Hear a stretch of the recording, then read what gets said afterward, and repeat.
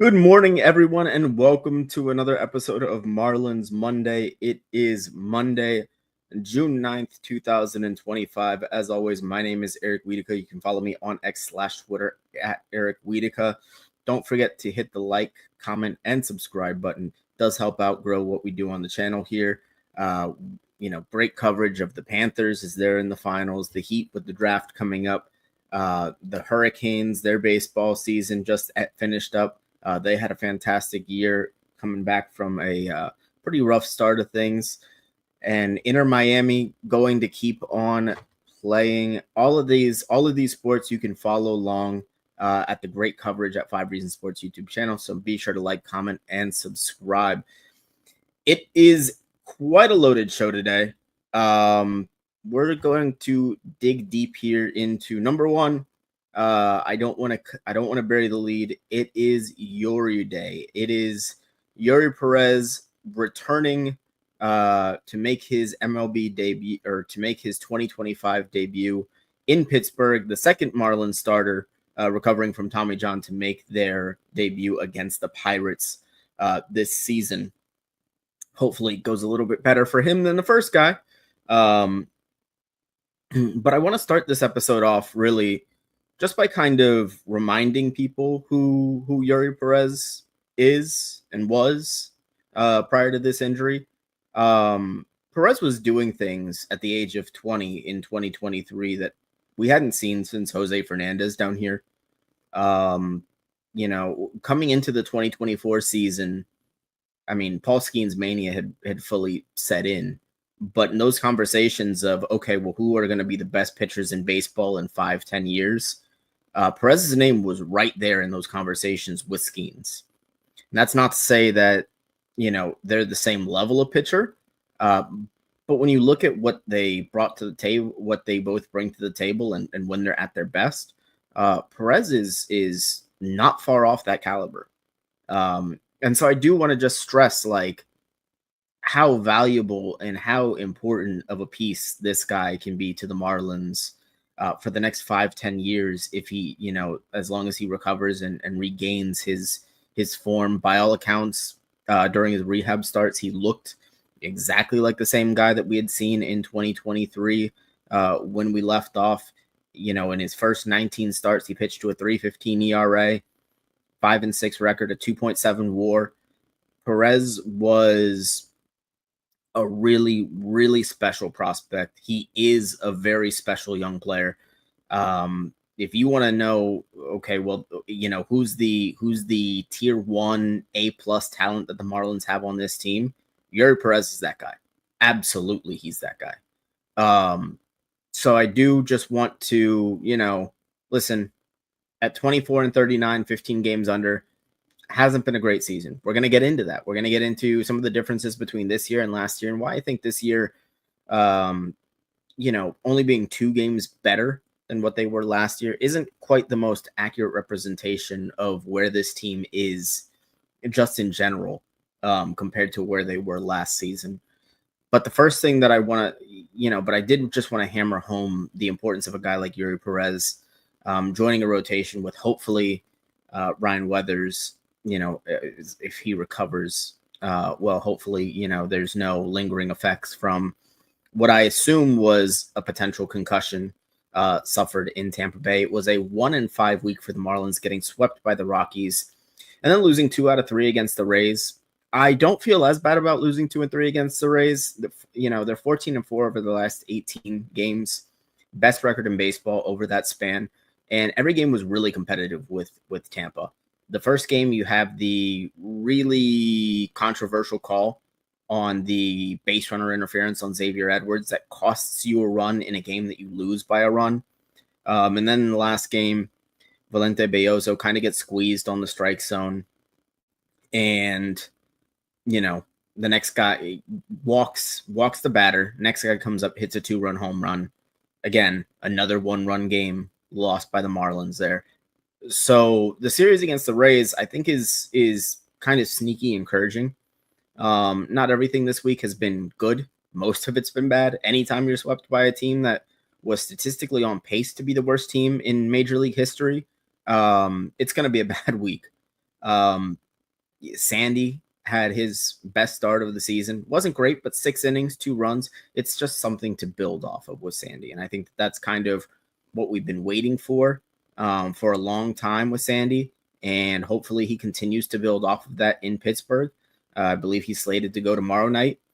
So if Sandy starts and has a strong performance on Tuesday, then I think that we maybe have something in terms of building momentum and kind of getting back to where he was. Ryan Weathers, if he's all right, I feel really good about a rotation that goes Eury, Sandy, Cabrera right now with the way that he's been pitching lately.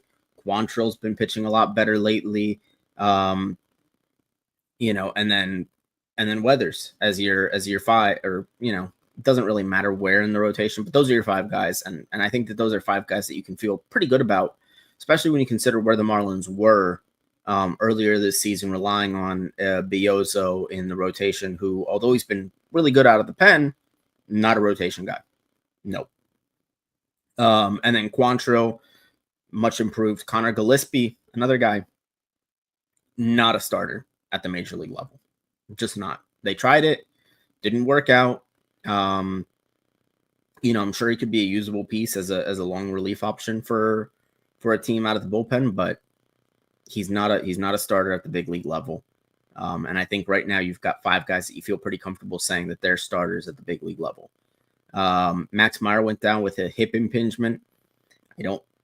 I wouldn't be surprised if this is the last we've seen of Max Meyer as a starter on this team.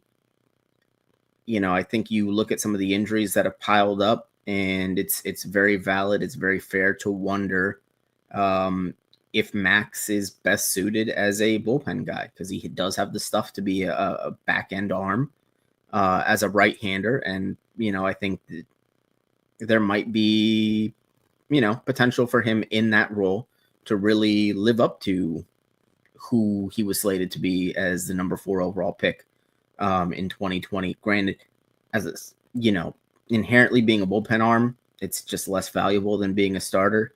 So it's gonna be rough just from that perspective. But if he turns out to be a really solid closer for you down the line, then you live with it. And I think that's kind of where we are with Max. But I did just want to get into now the comparison between this year's Marlins and last year's Marlins. Because when you look at the records, they're pretty similar. The Marlins threw 63 games this year, 24-39. Last year, 22-41. But you look at a few key areas. So there's been some significant improvement with the offense. Last year through 63 games, you had a team OPS of 643. This year through 63 games, you're looking at a team OPS of 694. Now, that's not great, but, 700 is about average. So you've gone from an offense that's, downright bad to one that's average. And I think that's despite a few things happening early in the season that, have really affected that. Xavier Edwards, for the first month and a half, 2 months of the season, had not lived up to who we know him to be at the top of the order. He's been much better of late. You had a guy like Matt Mervis starting off really hot and then tailing way off. But I think in general, you can see legitimate improvements in the lineup. Guys like Stowers, guys like Hicks, guys like Myers, guys like Sanchez, who's been better this year than he was last year. And he's a guy that we're going to talk about as we end up ranking the deadline candidates here later on in the show. But where they've really taken a step back is the pitching. And it's been the starting pitching. I mean, there's no way around it. Statistically speaking, Sandy Alcantara was the worst starting pitcher in Major League Baseball through, however many starts it was before he had faced the Rockies. He was statistically the worst starting pitcher in all of baseball. That doesn't mean that that's what he actually was. It's just that's what his performance was. The numbers don't lie. They bear it out. It is what it is. The stuff is still there. I think he still could be the same guy that he was 2 years ago. I think that's still very much attainable for him. But, with these injuries, you never know in terms of time it takes to recover and where a guy is at mentally as he's on his journey of recovery and all that stuff. This team so far this year, you've got a 5.03 team ERA. Last year around this time, you had a 4.6. The runs allowed has really jumped. 340 runs allowed through 63 games, 317 last year. But something that is, it's been a story in terms of the catching this year for the Marlins and just how bad they've been defensively. But you take a look at some of the numbers, and it's been dreadful. I don't know historically what the context is, but this has got to be some of the worst defense behind the plate that there's ever been, just statistically speaking. You've got young players back there, and some of that stuff is to be expected.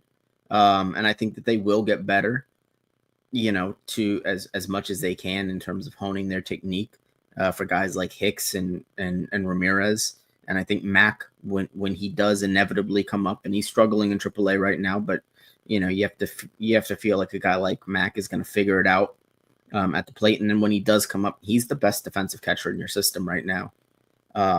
He solves a lot of those issues defensively that you're seeing right now behind the plate, and it's staggering. So the first thing that I wanted to throw out there in terms of, okay, so they're better offensively, but they're a lot worse on the mound. But let me kind of pepper that in with a little bit of hope here, doing a little bit of hope trafficking, as they say. If you remove Sandy, Connor Gillespie, and Javier Sanoa to this point, the team's got a 4.32 team ERA. Hasn't been great. Max Meyer's been a disappointment. Cal Quantrill was awful for his first 6 starts, but he's really turned it around. You've got guys like Tinoco and Laubert Arias out of the bullpen that have struggled. Even though I think Tinoco he's been pretty good aside from 1 or 2 just kind of blow up outings. But a guy like Laubert Arias does affect that. A guy like Patrick Monteverdi affects that a little bit.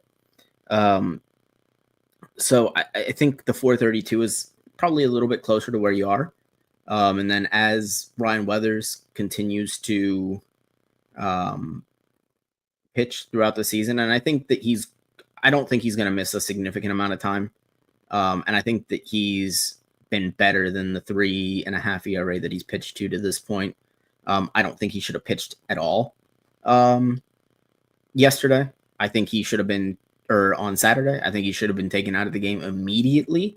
I think you could clearly see that once the adrenaline wore off, he was not the same guy on the mound, especially not in that heat.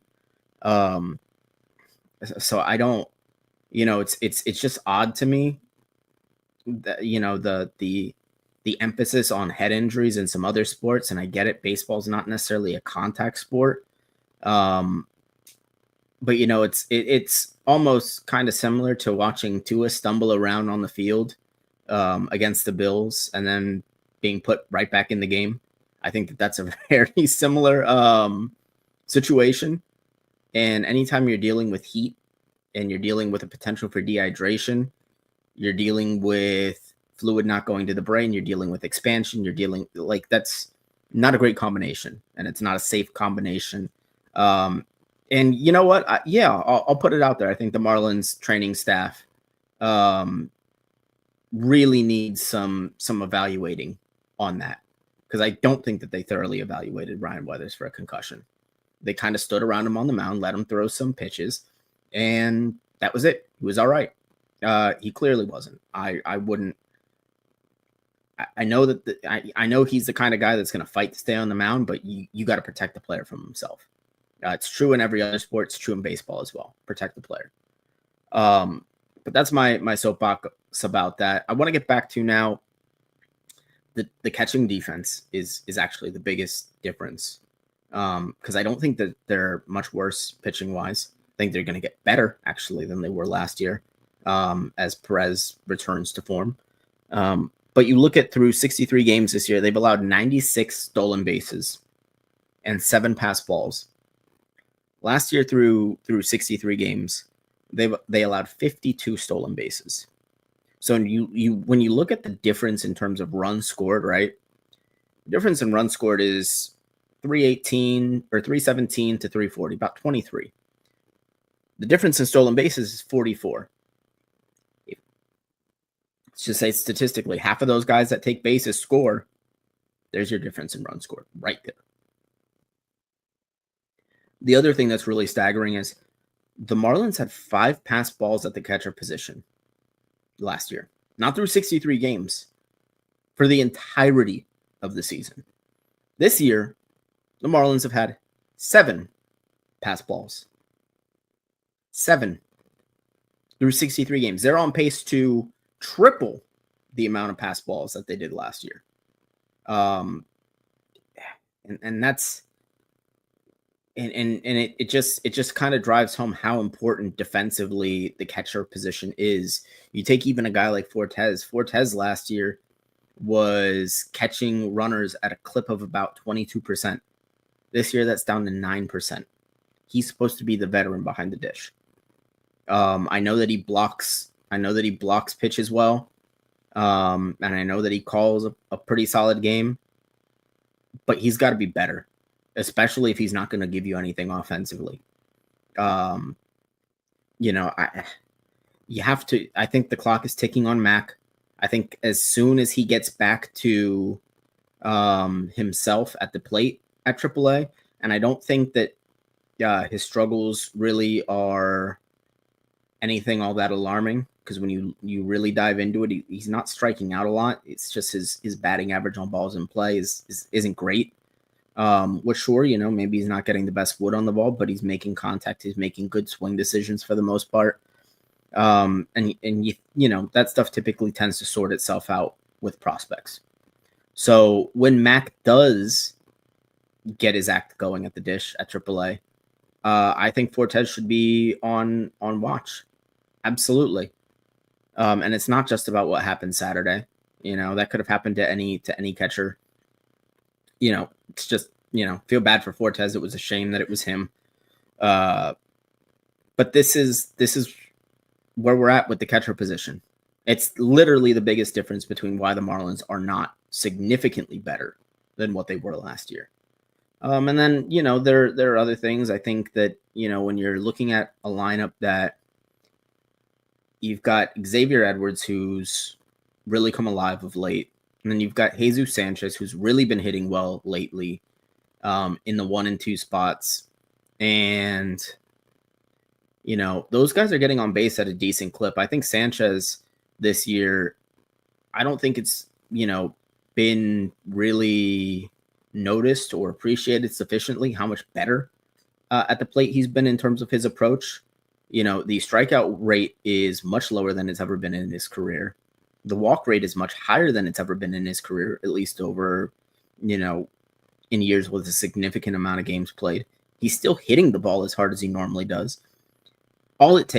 Literally all it takes with Sanchez is a team figuring out his launch angle issues, because he is grounding the ball a lot. And you've got the makings of a guy that can be an all-star at the plate right now. Like, just in terms of he hits the ball hard, he's making good swing decisions, the discipline is there. It's not that far. It's just a minor adjustment away. And I think offensively, the growth that you've seen from guys like Stowers, and I think Ramirez, he's kind of slumped of late, but I think the swing decisions are still pretty good in general. And he's a young player. He's a guy that's 23 at the big league level, figuring it out for the first time. I think you just kind of let him go through these peaks and valleys, and I think that he's a guy that when it comes out in the wash, he'll be a solid hitter. I think the same thing can be said for Connor Norby. Connor Norby, he's cut down on his strikeouts a little bit here in 2025 compared to 2024. You want to see him walk a little bit more. He's still a very aggressive guy at the dish. But, I think with generally, like, just looking at the youth that's on this team, and guys like Myers and guys like Edwards and guys like Stowers, Norby, Ramirez, Sanchez, even a guy like Sonoha, I think is going to be a really nice utility guy for this team for years to come. Liam Hicks, who's been the surprise of the year in the positive direction for this team. Offensively, I think there's real cause for optimism for this team. I think you're still missing that top tier prospect to kind of come up and tie things together. But, I think you've got the makings of a lot of guys that can be a really, really solid lineup 1 through 9. If you're able to find those 1 or 2 pieces that can kind of really be, your middle of the order bats. And who knows, maybe that is going to be a guy like Kyle Stowers, who has struggled of late, but was as consistent as they come through April and May, about a 300 average. But we'll see with Stowers. I mean, like I said, he's kind of fallen off a little bit, but I have confidence in the adjustments that he made. Anytime you see a young player make an adjustment like Stowers made this offseason, you get a little bit more confidence in that guy's ability to kind of adjust again and again and again and figure it out, because you've seen him do it. I've seen Stowers climb himself out of bad performance. He did it over this offseason. I have every confidence that he'll do it again during the season here.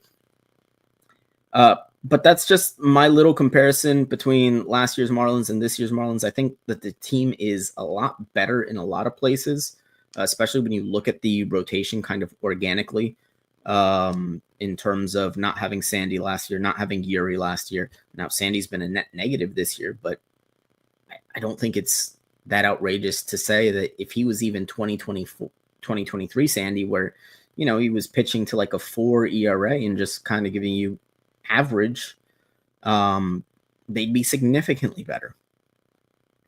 Having Edward Cabrera in the place of a Connor Gillespie, big deal. Having a Eury Perez in the place of a Max Meyer with the way that he'd been pitching the last 6 weeks or so, big deal. The lineup, I think it's no question that it's much better. Sure, you look on paper and you're like, okay, well, you lost Jazz, you lost the Rise, but those were guys that weren't giving you the production that they had given you in 2023. They were not living up to what they were, and you've been getting, the name recognition isn't there, but you've been getting better value overall out of the players on your roster, just 1 through 9 in terms of the lineup. So I think that they are better. I don't think it's bared out in the results just yet. But I think that there's legitimate cause for optimism, especially with the return of Eury on the horizon, especially when you consider Andrew Nardi is still rehabbing. He's still on the horizon the next couple of weeks. I know that those back injuries are tricky, especially with a guy like Nardi, who's kind of a bigger guy. Declan Cronin was activated at AAA. He's pitched well there. I would imagine he's not going to be long for AAA. So that I think that there is optimism for this team to get better throughout the year, but I don't think that there's, any delusions about what this team can be. They're not going to turn it around and be a wild card team. And in saying that, a lot of the things that those teams tend to do as they realize where they are is teams make decisions on whether or not they're buyers or sellers. I think that decision was kind of preordained for the Marlins. But we're going to jump into that now as we kind of discuss here. As you can see, I've got a tier list ranked. I've got a tier list up for this, and I just want to kind of go through guys that I think are trade candidates for the Marlins as we head into trade season, and just kind of talk about each guy. And there's some under the radar names here. I don't think all these guys are getting traded, but these are just guys that I think teams might look at and say, maybe we want to add that guy. Or these are guys that the Marlins might be willing to kind of shop and just, on an exploratory basis and see what they could get. So the first guy here is going to be Max Meyer. I've got 5 different tiers here. I've got best realistic trade options. So when I say best realistic, I mean these are the guys that are going to get you good returns that are actually likely to be dealt. I've got not likely, but would fetch a nice return. These are guys that the team's probably not going to give up on just yet, either because they're young or, because they see them as part of the long-term future. But if you did decide to deal them, and there might be, an outside argument for doing so, they would get you something nice. Under the radar names with sneaky value. These are guys that, hey, this guy's quietly having a really good season. Maybe a contender, would be willing to give you one of their top 12 to 15 prospects for this guy. Available for a mid-level return. These are the kind of guys that get dealt for a player to be named later, cash, what have you. And then you've got your DFA candidates, guys that survived the deadline, but you probably don't envision as being part of your team long-term.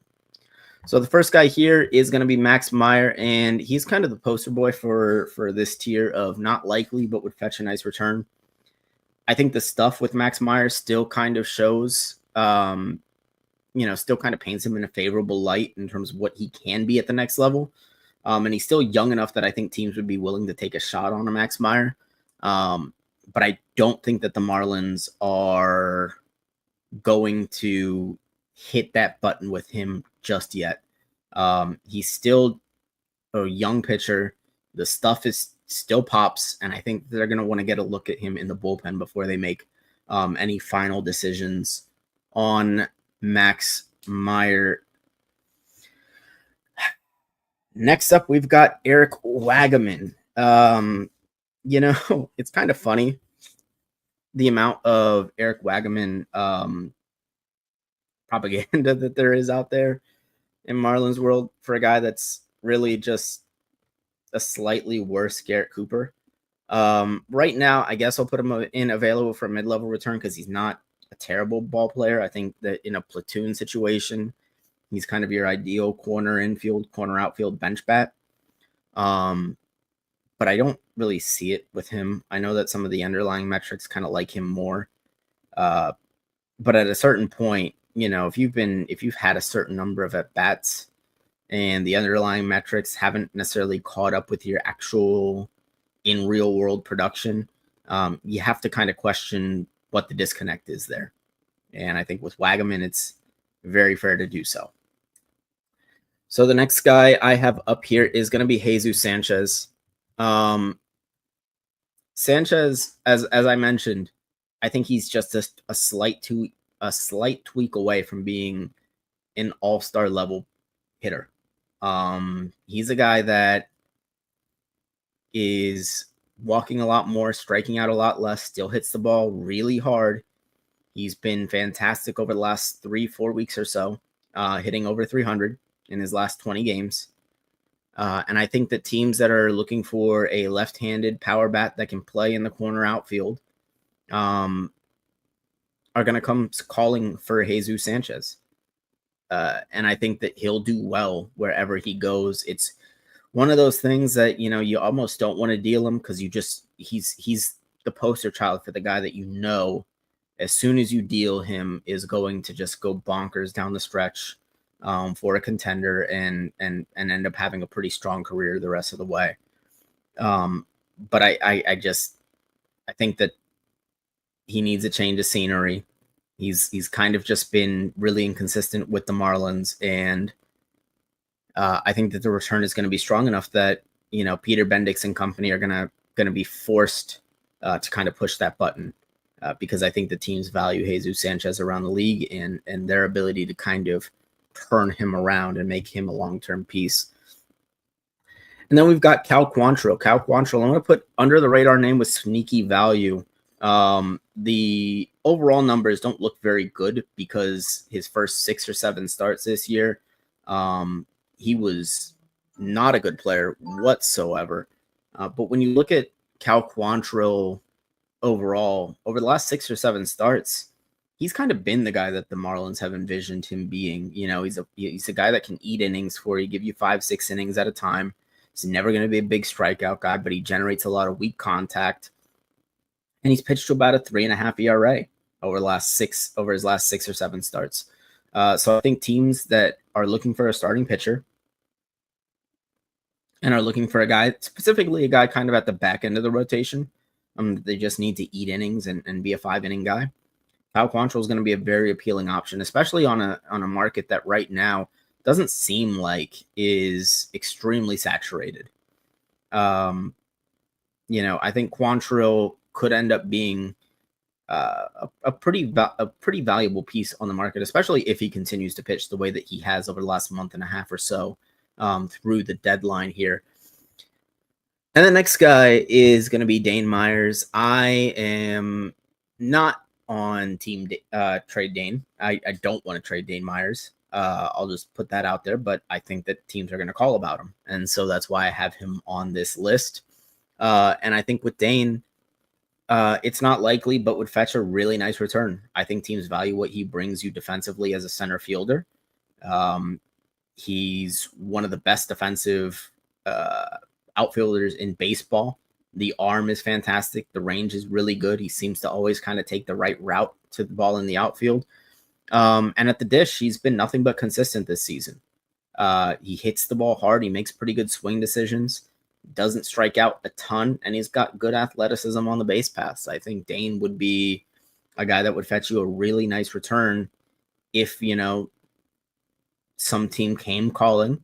And it might be tempting if the return is good enough for Dane. But I don't think that he gets moved at this deadline. I think overall he's a guy, even at 29 years old, that over the course of the next 4 or 5 seasons can be your everyday center fielder. And I'm not sure how far away they view themselves as. I'm somebody that views them as maybe 2 years away. And I know that that's an optimistic view among the fan base and among, just a general sentiment down here for the Marlins. But like I mentioned, I think when you look at everything kind of holistically, they've made big strides from last year to this year. And I do think that they will continue to do so, kind of in the same vein as a guy like Liam Hicks. And Liam Hicks, I wouldn't even have on this list if he wasn't a Rule 5 draft pick. He's a guy that at 25 years old has been just one of the most mature young hitters I think I've ever seen. Like a guy to come up and just have the feel for the strike zone that he does and kind of control the at bat in the way that he does, where he's going to make the pitcher throw him a good pitch. And oftentimes when they do throw that good pitch, he finds a way to, to put the bat on the ball and make something happen. He's not the best defensive catcher in the world, although I think, there's room for growth there with Hicks. And the positional versatility, being able to play a little bit of first base, he's still kind of learning that position. That hasn't been great. But I think a guy like Hicks would fetch you a really nice return because of what he's shown with the bat. Any team, I think, would want that kind of offensive production from behind the plate. And I think the only reason why the Marlins might listen is because, it's one of those things where he's kind of found money. You selected a guy in the Rule 5 draft, and how often does he hit to, do they hit like Liam Hicks has hit so far? It's pretty rare.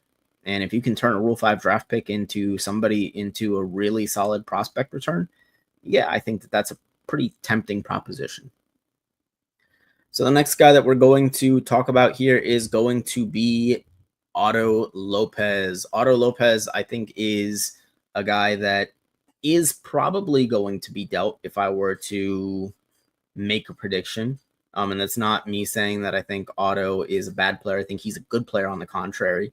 I think that he's a guy that the kind of similar to Wagaman, although he hasn't had as many at-bats as Wagaman this season.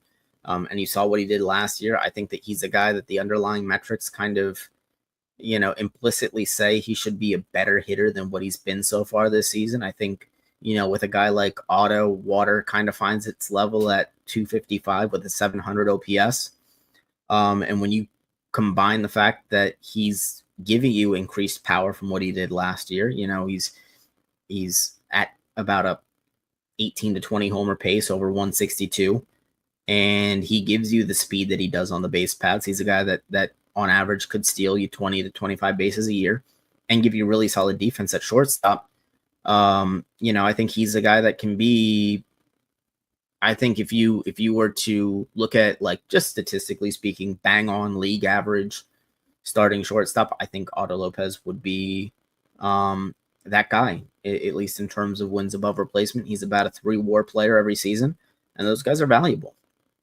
So I think Otto is a guy that people may not think has a lot of value, but I think that he's an under the radar guy that contenders are going to ask the Marlins about. And you might be surprised on the return that Otto would fetch you. And then next we have Declan Cronin, and I struggle to find a spot for him because he hasn't really pitched very much, or he hasn't pitched at all at the major league level this season. And so I guess what I'm going to do there is I'm going to put him in available for mid-level return. It was widely reported that Cronin was a guy that a lot of teams asked about last season for the Marlins. And I think he will make his major league debut. I think he will debut for the Marlins in 2025 at some point between now and the deadline. And it's really just dependent on how he pitches, whether or not he's in this tier or the next tier of under the radar name with sneaky value. Cronin is the guy that teams asked about because he's got really good stuff. And I think that the stuff plays at the major league level. And if he does pitch well down the stretch, then he's going to be a guy that I think has, kind of sneaky value for teams that are looking for bullpen help. The next guy here is going to be Jansen Junk. And again, you look at the lack of time pitching so far at the big league level, but he's been so impressive in his time here so far. And I think I'm going to put him in under the radar name with sneaky value because it's so rare to have a guy out of the bullpen that can give you 3 to 4 solid innings. And I think that there's a lot of value in having a guy like a Jansen Junk that can kind of preserve the arms of your back end guys that are kind of just 1 inning guys. And he doesn't give you much less. He's not a mop up guy as a long reliever. He's a guy that you can bring in, if your starter in the postseason doesn't really have it on a given day and you've got to come in, mid 4th inning to go get him. I think you can count on a Jansen Junk to come in and give you 2 to 3 solid innings and kind of be that bridge to the back end of your bullpen. The stuff has been fantastic this year. The work that he did with Driveline over the offseason seems to really have made a difference. And I think Junk is a guy that's going to have teams calling for him at the deadline. Again, I think that there's a lot of guys in this bullpen kind of like that.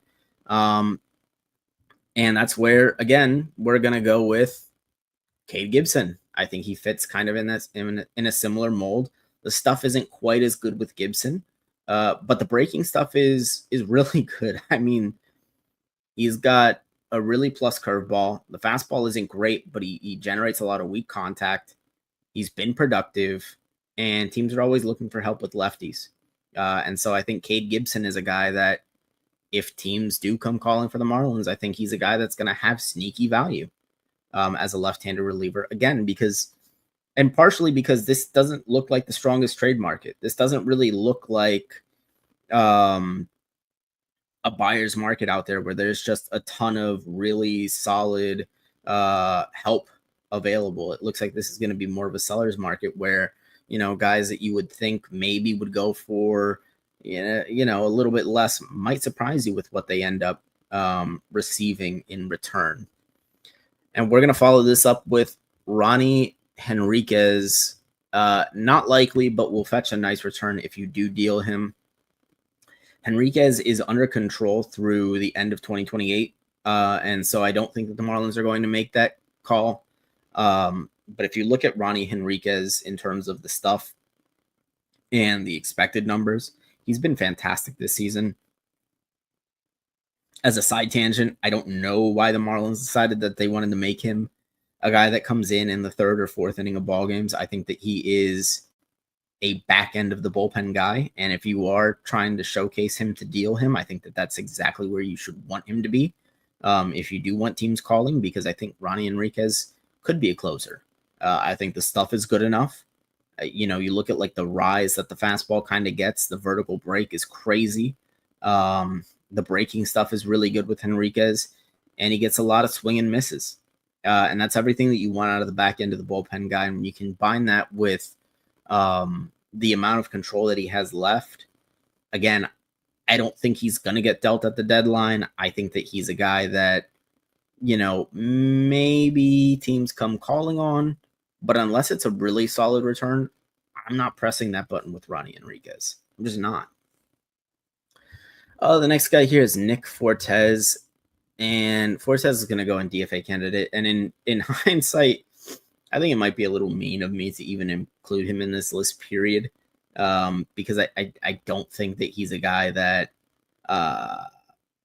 really elicits any interest around the league unless the bat kind of improves, especially with the defensive metrics being what they are right now. He's not throwing runners out. Sure, he's blocking pitches at the plate, but if guys are running on you left and right, especially in the postseason when those extra bases are as important as ever, I'm just not sure there's going to be an appetite for Nick Fortes around the league, even as a backup catcher right now with the way that he's been playing of late. Now, if he does play better, sure, I think he could, maybe, like I said, I think he moves up to, a guy that can get you a player to be named later or some cash considerations, possibly. But right now, the way that he's been performing, I would put him firmly in DFA candidate at this point. Calvin Fauché, available for a mid-level return. Fauché is really solid stuff, but it just, again, it hasn't quite worked out for him to this point this year. He's been good. He's got a couple saves to his name. But I think when you look at some of the other arms that are available, specifically in the Marlins bullpen, I think he would be like maybe the third or fourth guy you would ask for. And I think that those guys are, like I mentioned, guys that are available for a mid-level return. I think he is a guy that's going to be dealt at the deadline, and I think it's going to be one of those kind of more nondescript, ho-hum kind of returns. Now we're getting into Edward Cabrera. I'm going to put him in best realistic trade options tier. You look at what Eddie has done over the last 5 or 6 starts. He was fantastic in May, pitching to a 2 ERA. The walks per 9 is as low as it's ever been in his career to this point. The stuff is the same as it's ever been with Cabrera. And, you paint a parallel to what you did last offseason with Trevor Rogers. And Cabrera's giving you better performance right now than Rogers was last year leading into the deadline. And he's got better upside because the stuff is better. And you've seen Cabrera, I think, more recently, even among the years where he's had his struggles, you've seen him more recently than you had seen Rogers really be, a consistent contributor to a rotation. So I think when you look at the stuff, just from a raw stuff perspective, and even including Sandy, I think Cabrera might have of all the pitchers that are going to be made available as options for teams looking for a starter, Cabrera might have the best raw stuff of anyone that's going to be available. And so when you look at the amount of control that he's going to have remaining, you look at the stuff, you look at the upside, and you look at the way that he's been pitching lately. Yeah, I think Cabrera is going to be a guy that is one of your best, most realistic trade options. I think the Marlins would end up dealing him specifically because of what they have coming down the pipe. Braxton Garrett's going to return. You've got Robbie Snelling. You've got Adam Mazur. You've got Thomas White, who could all make their debuts in the next, 12 to 18 months here for the team. And they're not going to be able to start everybody. So I think Cabrera is going to be one of those guys that kind of gets squeezed out. And I think that he's going to be a guy that fetches you a really solid return. And I think the same can be said for a guy in Anthony Bender. I mean, you want to talk about a guy that's just got really nasty stuff in the back end of the bullpen. He's pitched to a 1.82 ERA this year. The sweeper is as insane as it's ever been with Bender. I think coming into this year with coming off of the injuries in the last couple of seasons, there was kind of a worry that maybe he wasn't going to return to the form that he had a couple of years ago, but it looks like he's put those aside. And he's going to be one of the better right-handed relief options for teams looking for back-end bullpen help.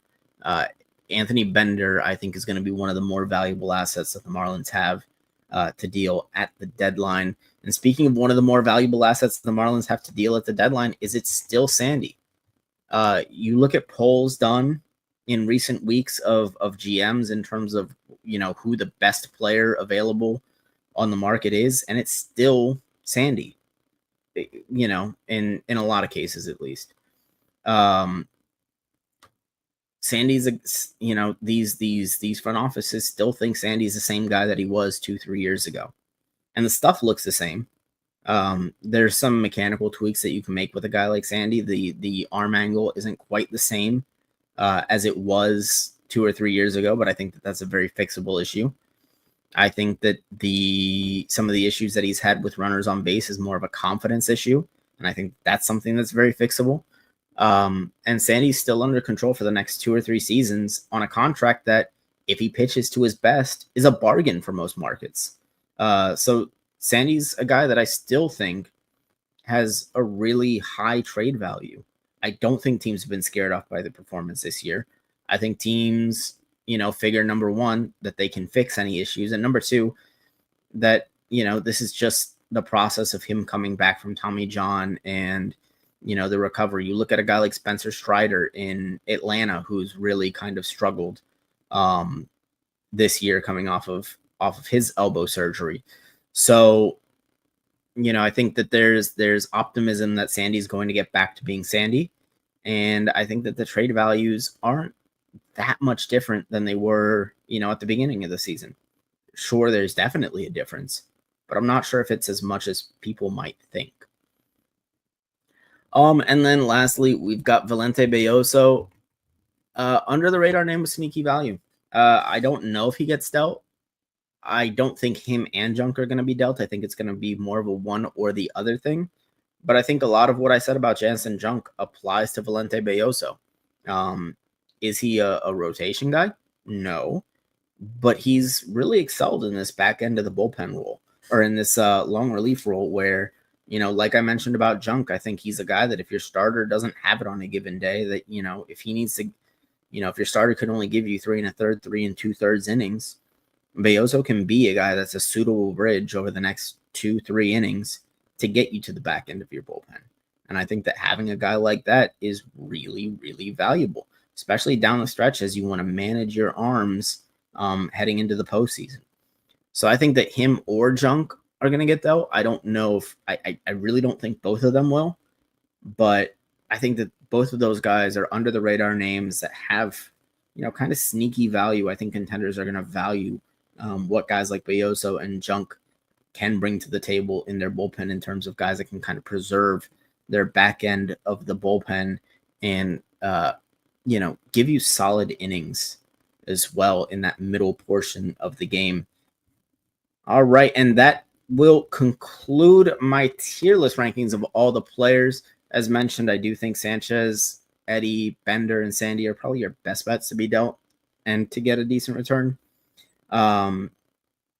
But we will continue watching the season. I still think that there's a lot to watch here. Some really interesting prospects in the minors are going to be making their debuts as we go on throughout the season.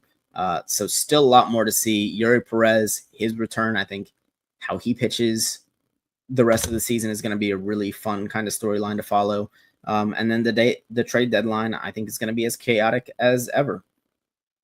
So I'll be following it along with you guys. Thank you so much for watching, and we will see you next time. Thanks. Bye-bye.